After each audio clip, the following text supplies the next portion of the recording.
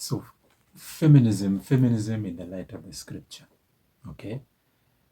Now there is a movement that started way back, not even now. I think maybe way back even before 19th century. The movement that is really picking so fast now in our generation, and it's called feminism. Okay, and feminism, when it started, it was all about women rights politically, women rights socially, women rights economically, and women rights in persons, I mean personally, uh, equal rights, okay. Women fighting for the equal rights in men's dominance society, okay. And I have no problem with that idea. I don't have a problem with that idea. But I have a problem with the extreme side of it. Okay, I have a problem with the extreme side of it. I have a daughter, and I would want my daughter one day to be treated fairly and equally. And so I'm not against a woman being empowered, no. But I'm against the satanic idea behind feminism. Satanic idea behind feminism. So what does the Bible say about a woman? Actually, if you look around, the Bible really embraces a woman. Okay? There is no religion under the sun that has elevated a woman, more than the Bible, than Christianity. Okay? Than Christianity. In Christianity, we don't put women down. In Christianity, we respect women. Okay? And so there is nothing wrong when women are coming up, and saying that we want equal rights in politics, equal rights in economy, equal rights in social space. I don't see anything wrong about it. Okay, but the flip side of it is there is a group of feminism that are more radical on this idea. They are claiming that women, what a woman can do, what a man can do, a woman can do better. Okay, I really have a problem because this kind of an idea, it brings, like a spirit of competition between a man and a woman. Okay, the truth of the matter is that there is a difference between a man and a woman. There is a difference between a woman and a man. There is a difference in terms of the biological makeup. Okay? So men tend to be more physical and more stronger. They tend to be more masculine and stronger. Women are not more masculine than men. Okay, so we can go on and on, mentioning, the differences between man and a woman, and even in terms of reproductive system. A man has a different reproductive organs, and a woman have also different reproductive organs. Okay, and we have cases whereby somebody is born with the two genders. Unfortunately, those are maybe genetical issues. And even with those two genetical organs, with two reproductive organs, one is more superior than the other, which means doctors can't perform, surgery and to maintain a one reproductive organ that is more stronger than the other one. Okay, and so there is a definition going on that to be a woman is how you feel. Okay, but for me to be a woman or for me to be a man, it depends on how I feel. Okay, but is it really true?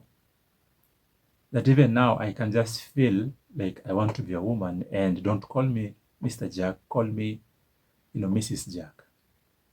That is funny for me. Okay? That is so funny for me because a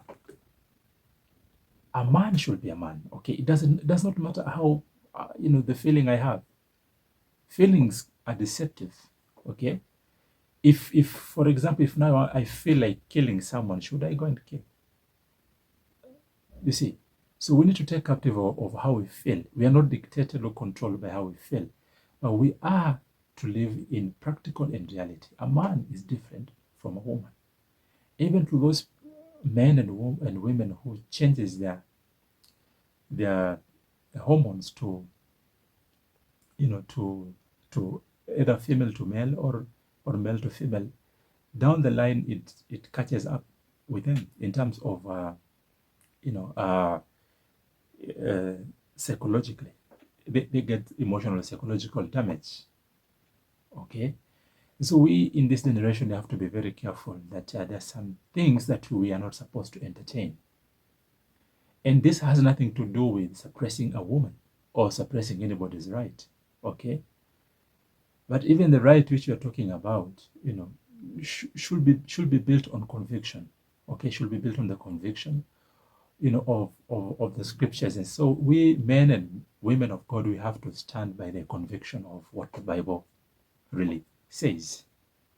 Okay, and so uh, I believe that women should be given a space in political space. Okay, they should be given chances, to vie for different positions. There is nothing wrong about that. We have women who are more educated than men. We have women who are more intelligent than men. So they can be given those positions if they qualify. Okay. So even in economical space, okay, social places, they should be given those opportunities.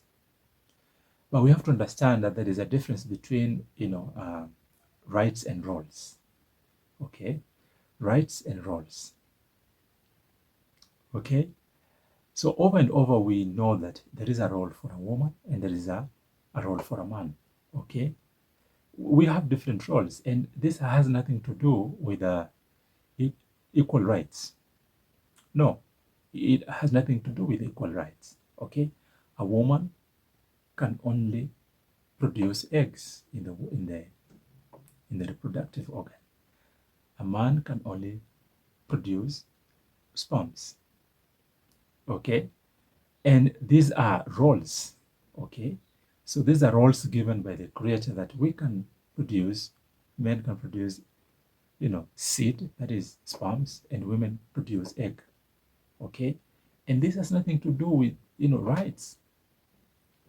Okay, when it comes to physical works, I believe that men should do physical works, stronger works, masonry, just tough jobs belongs to men because, you know, genetically they have a makeup that can withstand difficult roles, okay, which is not, which is not the role of women.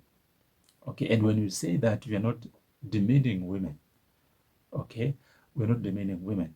And posing on that, men who are out there, preaching about masculinity and calling women names, calling our girls names, and demeaning them and devaluing them and exposing their nakedness, in movies and in music and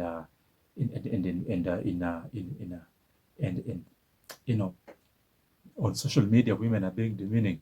For me, I'm not pro that. I'm not supporting that. Okay, I support respect of women, and I also support respect of men. Okay, I believe in equality. I believe in equality. You are not the same. We can never be the same, but I believe in equality. Okay, I believe in equality, that people should be treated fairly, and it is in the Bible. Okay, it is in the Bible. You know, uh, Bible has it really embraced a woman. I mean, talk of Proverb 31. Talks of a woman. Woman, a virtuous woman, a woman who wakes up early in the night and and provide and you know uh, um, and giveth meat to her household, providing for her household. By the way, provision, who said that provision comes only from a man? Okay, we see in Proverbs 31 that a woman also provides. So which means a woman has equal right to go and work and provide for the family. Okay, yes, we are the head as men. We are the head in the house, and the head does not mean that we are the dictators. We are just the head, the symbol of leadership. Okay, and as much as we are the one to provide, women also, Bible says they're also given that right to go and provide. And if you read Psalms 31, talks about it. Proverbs 31 talks about it. Okay, and look at Jesus at the well, interacting with this woman. Okay, in John 4:4-12, interacting with this woman, treating this woman with respect and dignity. Talk to this woman kindly and providing a space for this woman even to know who God is. Okay, the woman who in John chapter 8, 1-11, this woman that was brought by the scribes and the Pharisees, and allegedly accused of adultery.